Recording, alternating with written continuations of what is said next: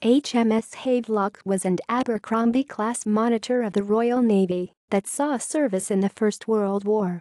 On 3 November 1914, Charles M. Schwab of Bethlehem Steel offered Winston Churchill, then First Lord of the Admiralty, the use of 414 in 356mm, 45 cal BL Mk2 twin-gun turrets, originally destined for the Greek ship Salamis.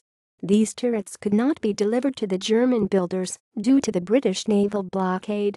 The Royal Navy immediately designed a class of monitors designed for shore bombardment to use the turrets. HMS Havelock was laid down at the Harland and Wolff Ltd shipyard at Belfast on 12 December 1914.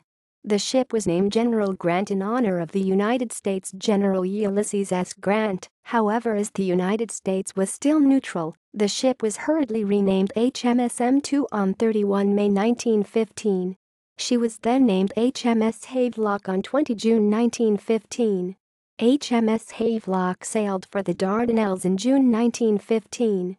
She remained in the eastern Mediterranean until returning to England in January 1916.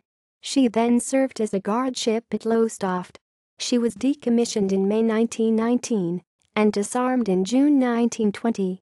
Sold for breaking up in May 1921, she was retained in reserve until resold on 25 June 1927 to the Ward Shipyard at Preston for breaking up.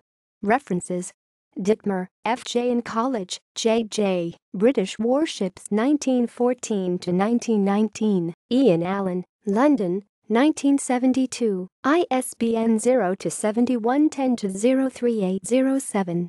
Gray, Randall, ed., Conway's All the World's Fighting Ships, 1906 to 1921, Conway Maritime Press, London, 1985, ISBN 0-85177-245-5.